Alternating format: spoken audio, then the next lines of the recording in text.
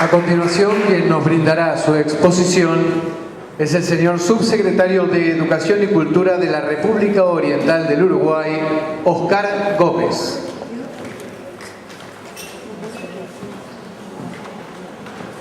Amigos y amigas de Latinoamérica, es para nosotros una enorme responsabilidad y un orgullo, una alegría estar con ustedes. Básicamente porque todo encuentro latinoamericano lo es. Y además porque tiene el agregado de ser convocado por una cátedra libre que lleva el nombre de un héroe de América Latina que lo hemos tratado de encorsetar como héroe uruguayo. Pero no podemos con eso, porque evidentemente todos se dan cuenta de que no hay frontera que apriete o encorsete el pensamiento de Artigas. Estando al lado de un amigo cordobés, no puedo menos que señalar una anécdota referida a Artigas que tiene que ver con su leyenda negra. Es decir, las oligarquías han sido siempre muy consecuentes. Y cada vez que existe algún proyecto de distribución de la riqueza, de la distribución del conocimiento, de la mejora de la calidad de vida, tratan de vencerlo por la fuerza, el evento que efectivamente sucedió con el proyecto artiguista en 1820. Proyecto que había tenido una fuerte impronta de integración.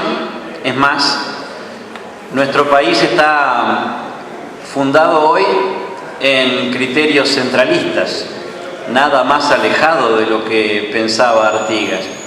Pero en esa idea federal e integracionista de Artigas, tuvo en Córdoba y en unas cuantas más provincias unidas del Río de la Plata una forma de expansión de aquella ayuda mutua entre iguales, respetando las autonomías.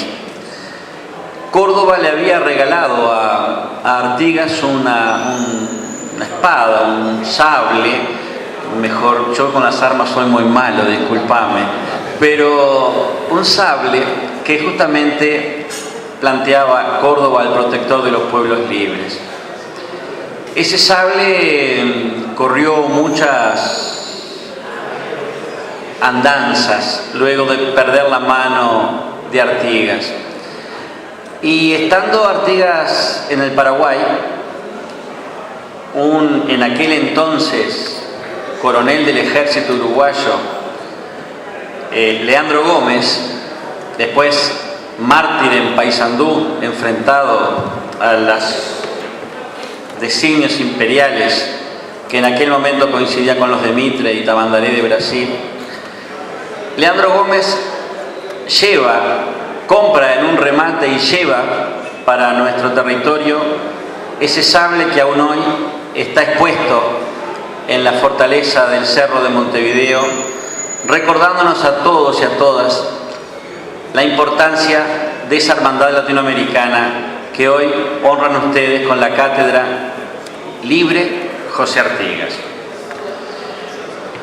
El agradecimiento también al dueño de casa con el cual intercambiamos una serie de saludos protocolares, pero que demostraron acá en la práctica que lo que decía mi compañero cordobés es cierto. Hay cosas que forzosamente tenemos que repetirlas y otras que ya fueron dichas y no conviene subrayarlas nuevamente, pero hay realmente una unidad en el pensamiento de quienes estamos trabajando desde roles distintos, pero construyendo educación y educación pública fundamentalmente.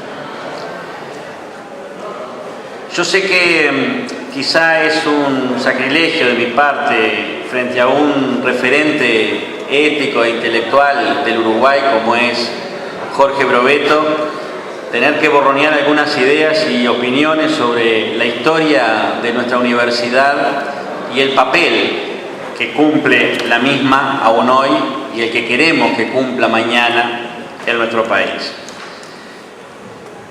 El año 1958 fue para el Uruguay un año fecundo en cambios, en remover las estructuras ideológicas, porque se estaba removiendo también las estructuras económicas y la dependencia después de la guerra de Corea, que nos había dejado bastante bien posicionados, era un elemento de dependencia cada vez mayor al imperialismo de turno, en este caso norteamericano. Y en la búsqueda de una ley orgánica para la universidad empieza a construirse, o no está bien dicho, no es que empiece, sino que de alguna manera cristaliza un largo esfuerzo de búsqueda de ideas progresistas que se nuclean y encuentran una magistral frase que aún hoy, por suerte, sigue retumbando en todas las manifestaciones estudiantiles y docentes en el Uruguay, que es obreros y estudiantes unidos y adelante. Vean ustedes la trenza de el trabajador consciente, organizado, y el estudiantado, que por sí mismo recoge la rebeldía, pero recoge también, hasta por una necesidad biológica, la necesidad del cambio. Bien, esa universidad nuestra que tiene su ley orgánica en el año 58, acunada por movilizaciones obreras y estudiantiles, sintetizadas en la consigna que acabo de plantearles, no fue ni es un idilio con los movimientos sociales y políticos progresistas. Quizá porque muchas veces las capas dominantes de la clase dominante son quienes intentan y logran durante mucho tiempo no solamente acrecentar la riqueza, tener ese pulpo oligopólico entre frigoríficos, exportación, tierra, vínculos con la industria, sino que además se apropian de las posibilidades del ingreso a la universidad y a veces intentan también torcer el destino de esa vieja reforma universitaria de Córdoba del 18. Por movilizaciones obreras y estudiantiles, sintetizadas en la consigna que acabo de plantearles, no fue ni es un idilio con los movimientos sociales y políticos progresistas. Quizá porque muchas veces las capas dominantes de la clase dominante son quienes intentan y logran durante mucho tiempo no solamente acrecentar la riqueza, tener ese pulpo oligopólico entre frigoríficos, exportación, tierra, vínculos con la industria, sino que además se apropian de las posibilidades del ingreso a la universidad y a veces intentan también torcer el destino de esa vieja reforma universitaria de Córdoba del 18. Y entonces esas las contradicciones entre la educación en su conjunto y particularmente la universidad con el cambio social, encontramos aquella falsa contradicción que nos planteaba Althusser, de que la educación tiene que ser necesariamente conservadora porque, bueno, reproduce el sistema, es parte de lo que se necesita. No entendiendo quizá que la educación no puede reproducir el sistema porque navega entre infraestructura y superestructura y de alguna manera influye sobre ambas y es capaz de crear que el conocimiento se transforme, como en las épocas actuales, en fuerza productiva directa. Y esto quizá es uno de los temas más complejos que hoy tenemos como desafío quienes queremos hacer de las universidades, particularmente en Uruguay, de la Universidad de la República, un elemento central que, sin apartarse de aquellos viejos principios siempre frescos de docencia, investigación y extensión, reúnan cada vez más el compromiso social de dónde está y para qué ese conocimiento que se produce. Yo quiero plantearles algunos números que van a dejar quizá un poco mal parado a mi país, pero es la forma de ver la realidad para transformarla y partir de realidades que nos duelen. La cohorte de nacimiento en el Uruguay anda por los 47.000 nacimientos anuales. Egresan de la educación primaria unos 46.000, es decir, la cobertura en la educación inicial y primaria es prácticamente universal. Heredada de la primer gran apuesta a la educación, que fue la reforma bareliana de fines del siglo XIX, que buscó y logró universalizar la educación básica como un elemento incluso de cohesión social en un país que estaba prácticamente duplicando su población, efectos de la inmigración en países que estaban recibiendo los primeros efectos de la revolución industrial. Pues bien, de esos 46.000 que terminan la educación primaria, solamente 27.000 terminan en el ciclo medio. No más de 20.000 terminan la educación secundaria básica superior. 13.000 ingresan a la universidad y 5.000 son los egresos anuales de la universidad. Es decir que 1 de cada 10 termina el ciclo universitario. Quizá acá está el papel fundamental del razonamiento, el trabajo, el esfuerzo, la militancia que debemos hacer para transformar esta realidad, no solamente en el Uruguay, sino seguramente con otros guarismos más o menos preocupantes en la América Latina o en la América la pobre, como decía Galeano. El papel de la masa crítica y por lo tanto democratizar el conocimiento. Hoy el conocimiento es primo hermano del poder, es primo hermano de la producción, y de acuerdo a cómo se encare este conocimiento y esta distribución democrática del poder que él engendra, veremos también la relación del hombre con la naturaleza, es decir, si este conocimiento realmente produce un crecimiento sustentable en la economía o es ese crecimiento, bluff de las multinacionales que incluso horadan nuestras riquezas naturales no renovables, no permitiendo ese desarrollo sustentable que aspiramos.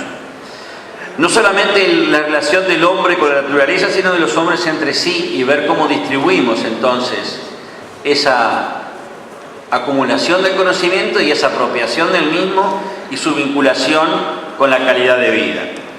Y acá lo que señalaba el compañero estudiante es clave. ¿De dónde son esos 5.000 egresados de la educación universitaria en el Uruguay? ¿A qué quintil de la población pertenecen? Y ahí vemos que la pirámide se complejiza aún mucho más, y es ahí quizá donde tenemos que buscar potenciar herramientas que tenemos, crear otras, pero potenciar las que ya tenemos y crear otras, repito, para invertir, no para en forma que de vuelta la tortilla, como decían los Quilapayún, que algunos coman tomate y los otros coman otra cosa, sino efectivamente para ver cómo podemos que la educación universitaria se transforme en un elemento de acceso universal. Ese es uno de los puntos que tenemos que ver. Y para acá tenemos en el Uruguay algunos elementos que me gustaría rescatar, que tienen que ver con ese apoyo hacia los más humildes, que no alcanza, que obviamente debe ir asociado con una red de políticas sociales.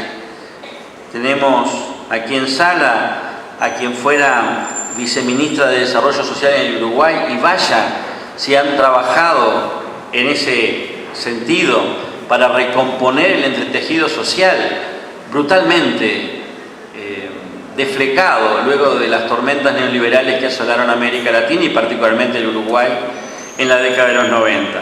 Por eso digo, no alcanza con lo que voy a referirme de la historia de la solidaridad universitaria uruguaya, pero tiene que señalarse porque me parece que es algo distintivo. Todos esos 5.000 egresados anuales generan una responsabilidad para los que aún están transitando en la educación universitaria, a lo cual llamamos el Fondo de Solidaridad, justamente para poder colaborar con aquellos que hay que mantenerlos en el sistema para que no se caigan, apoyándolos en base también a ver su escolaridad, sus frutos y sus logros educativos. Por eso queríamos dejar señalado que este gran desafío de universalizar la educación superior no es ajeno a algunas de las cosas que ya señalaba el presidente de esta casa, referido a que en los foros internacionales, cuando UNESCO, por ejemplo, convoca, es muy difícil lograr que en las declaraciones finales aparezca el democratizar la enseñanza avanzada o superior. Y siempre nos quedamos con democratizar la enseñanza o el conocimiento, pero no hacemos énfasis en la educación terciaria, en la educación universitaria, como un elemento clave de que las democracias sean más firmes, sean más duraderas y puedan transformarse esas formas superiores también de convivencia social. Yo quisiera terminar esta intervención señalando que en este caso particular que me toca intervenir desde el rol de viceministro de Cultura de mi país, no puedo dejar de señalar que las grandes construcciones sociales son obra de pueblos y gobiernos, que si bien es cierto que el gobierno puede favorecer, acelerar o entorpecer y retardar, y vaya si en nuestra América Latina en épocas recientes hemos visto estos gobiernos que retardan o aceleran, que progresan o que inhiben, es un tema que sin la participación popular organizada no es posible ni siquiera mantener los mejores designios de los gobiernos. Quizá porque en nuestro pasado recientísimo fuimos dirigentes sindicales de la enseñanza en el Uruguay, es que no podemos despegarnos nunca de esa raíz en donde sin pueblo organizado, sin masas que aún no han podido acceder a lo que quizá la mayoría de los que están acá hoy sí han podido acceder, pero sin ese conglomerado social organizado en torno a un gran programa de transformaciones, la mejor reforma universitaria puede quedar enclaustrada. Muchas gracias.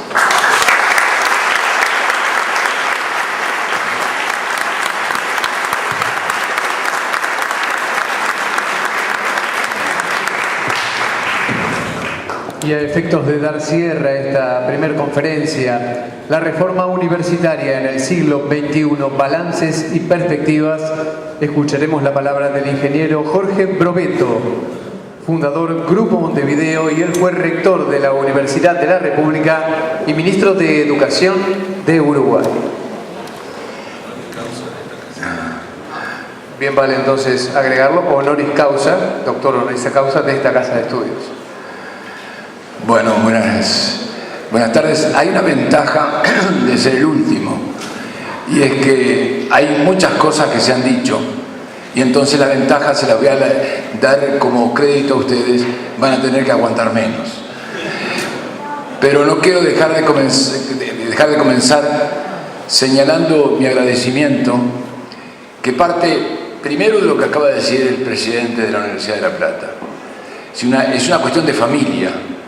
Me siento de la familia de la Universidad de La Plata y me siento de la familia de los tributarios de una reforma que nos ha hecho pensar, que ha creado generaciones enteras de pensar de una misma manera. Solo así se explica las posibilidades de lo que acaban de ver ustedes en este panel. En este panel se han dado contestación a algunas de las preguntas que yo me pensaba hacer en mi planteo. Pero quiero primero dejar claro lo siguiente. Mi agradecimiento está a la universidad, está a la cátedra libre y está a la juventud que la promueve, que la lleva adelante, que nos ha acosado para que participáramos y con la que nos sentimos totalmente hermanados. Claro, con alguna diferencia de edad, pero no mucha de cualquier manera. Realmente muchísimas gracias por darnos una posibilidad de participar en algo con la vitalidad con la que estamos viendo esta instancia. Les decía que la primera pregunta que me iba a hacer era una pregunta que se me hizo hace algún tiempo en una universidad también muy vinculada a la reforma, la Universidad del Litoral, que fue una de las primeras universidades que nació de acuerdo a los principios de la reforma, inclusive hasta en su nombre, que no tiene el nombre de una ciudad, sino en todo caso de una región. Allí, en un planteo que habíamos hecho, se nos planteó si podía hablarse de la existencia de un modelo de universidad latinoamericana, es decir, de un tipo de universidad que tuviese características diferentes a todas las existentes. Vaya pregunta si tenemos en cuenta lo que es la universidad. La universidad, como hoy nos hablaba el presidente de la universidad, tiene ya vida milenaria, desde aquella Bolonia, y es una de las instituciones creadas por la civilización humana con mayor permanencia en la realidad. Hoy persisten a tanta distancia. Sin embargo, plantearnos que en una institución de esas características pueda existir un nuevo modelo es una pregunta profunda. Entonces, traté de contestarlo, y eso voy a decir, la contestación estuvo en todos los planteos que se hicieron en esta mesa en particular, y en particular con lo que planteaba el presidente de la universidad. La reforma vino a enfrentar un modelo de universidad colonial en lo cual el interés era la enseñanza, fundamental la enseñanza, y la formación de seres proclives al mantenimiento del statu quo, proclives, es decir, preparados para el mantenimiento de la realidad injusta del momento. No es extraño entonces que jóvenes pensadores de toda América Latina, como señalaban, pero que hizo eclosión, y por algo hizo eclosión en Córdoba, les salían al enfrentar en el tema. Y se creara a través de los principios fundamentales que se plantearon en aquel momento un nuevo modelo. Sí, un nuevo modelo que, si tuviéramos que decir en algún momento, tratamos de establecerlo con un símil, es un conflicto de valores, un conflicto fermental de tres valores fundamentales: el de la calidad, el de la pertinencia y el de la equidad.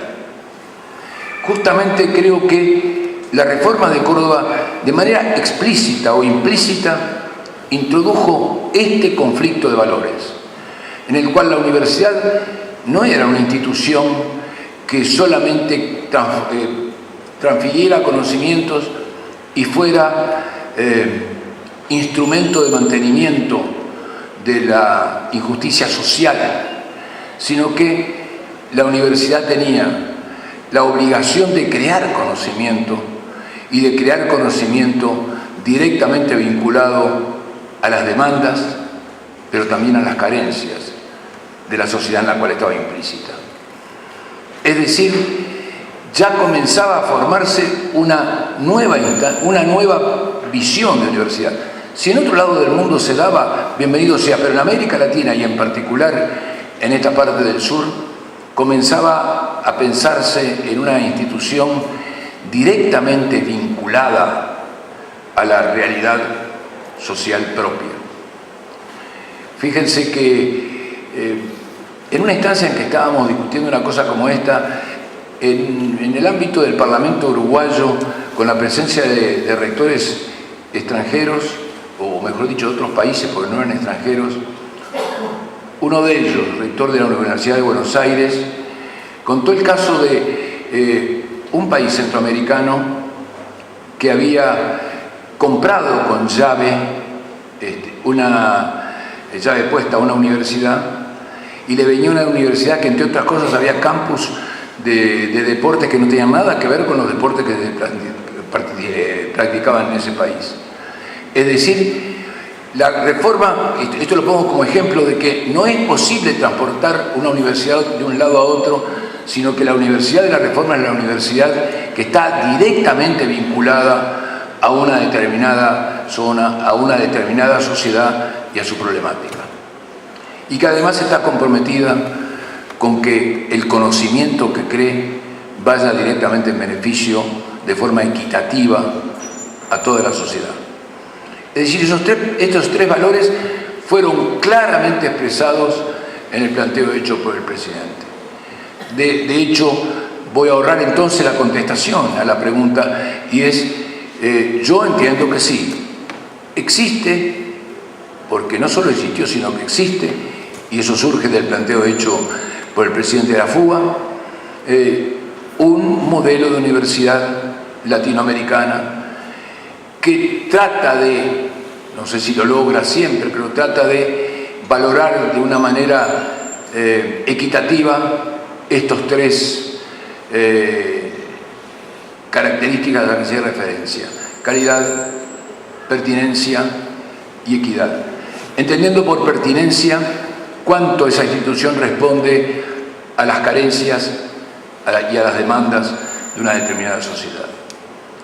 Entonces, la primera pregunta démosla por terminada y solo digamos que algunas de las cosas a las que fundamenta esto que iba a decir están en un documento emanado de esta universidad, escrito por el expresidente Luis Lima, que habla justamente del paradigma, del nuevo paradigma que se crea, el paradigma de la reforma, a partir de la historia que se vivía en aquel momento y que era más allá de la propia universidad, sino que era justamente de la sociedad en aquel momento. Entonces, la segunda pregunta, la primera ya la contestó el presidente de la universidad. La segunda la contestó el presidente de la FUA. Porque la segunda pregunta era, ¿están vigentes, y uso las mismas palabras, están vigentes los valores de la reforma a casi un siglo de haber sido proclamados? Bueno, me remito a lo que planteó el presidente de la FUA. Yo diría que hasta en las inflexiones de la voz y hasta en los énfasis están demostrando la absoluta y total vigencia de estos valores. Creo que lo importante es que ahora nos planteemos, y por lo menos yo lo siento porque querría ver hacia dónde vamos, cuál es la situación actual, y hacernos una pregunta más. La pregunta es, ¿estamos dando realmente cumplimiento a nuestras universidades públicas y nuestros sistemas universitarios? ¿Están dando cumplimiento realmente a los principios emanados de la reforma? Si escuchamos a Óscar Gómez, que recién el viceministro de Educación de Uruguay, tendríamos que decir que, bueno, por lo menos en eso no. Es decir, en equidad no estamos dando la respuesta. Si escuchamos a lo que decía el presidente de la FUA, tampoco. Es decir, hay situaciones sin duda que nos interpelan de una manera fuerte sobre si realmente eso que se construyó hace un siglo, que permitió crear un modelo universitario, que además esa explicación de que los pase lo que decía yo en una reunión más cerrada, pero que bueno, creo que es que nos pase a los latinoamericanos de estas regiones universitarias, que cuando empezamos a hablar de los problemas de nuestras universidades, podría pasarnos aquello que le pasaba, por lo menos a nosotros que somos más viejos, recordamos en los dibujos animados de los sobrinos del Pato Donald, que uno comenzaba la frase, el otro la continuaba y el tercero la terminaba. Bueno, nosotros en el ámbito universitario regional nos pasa eso.